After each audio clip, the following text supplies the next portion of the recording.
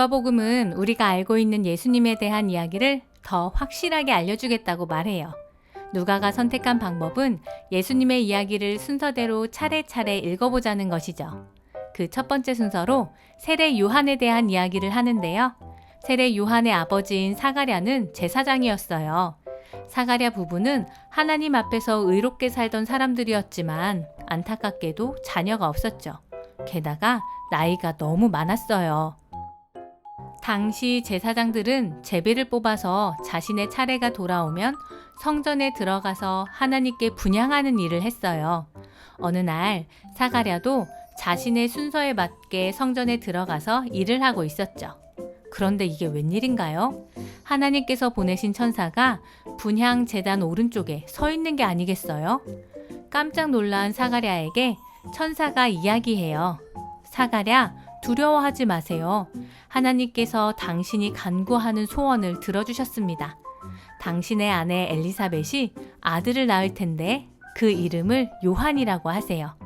그 아이는 커서 많은 사람들을 잘못된 삶에서 돌이키게 하고 주님이 오시는 것을 준비할 큰 인물이 될 것입니다. 사가랴는 천사에게 말했어요. 아이를 가지기엔 우리 부부는 나이가 너무 많습니다. 천사가 사가랴에게 대답하죠. 제 말을 믿지 못하시는군요. 그렇다면 증거를 하나 보여줄게요. 이 일이 이루어질 때까지 당신은 말을 하지 못하게 될 것입니다. 그날 이후 사가랴는 말을 하지 못했어요. 사람들은 성전 안에서 사가랴에게 어떤 놀라운 일이 일어났다고 생각했죠. 시간이 지나고 천사가 말한 대로 사가랴의 아내 엘리사벳이 임신을 했어요. 아들을 낳게 되었죠. 당시 이스라엘에서는 아이가 태어났을 때 자신의 집안 사람들의 이름 가운데서 하나를 선택해 아이의 이름을 짓는 풍습이 있었는데요. 그런데 엘리사벳은 아이에게 집안에 없는 이름인 요한이라는 이름을 지어주려고 했죠. 주변에 있던 사람들은 그런 법은 없다고 아버지의 이름을 따라 사가랴라고 해야 한다고 말했어요. 엘리사벳이 완고하자 쓸 수 있는 서판을 주어서 사가랴에게 물어보자고 했죠. 사가랴는 서판에 아이의 이름을 요한이라고 적었어요. 그때 사가랴의 입이 열리고 말을 할 수 있게 되었죠. 요한은 이렇게 예수님보다 6개월 먼저 태어나서 예수님과 함께 자라가며 예수님의 일을 돕기 위해 준비된 사람이 되었어요.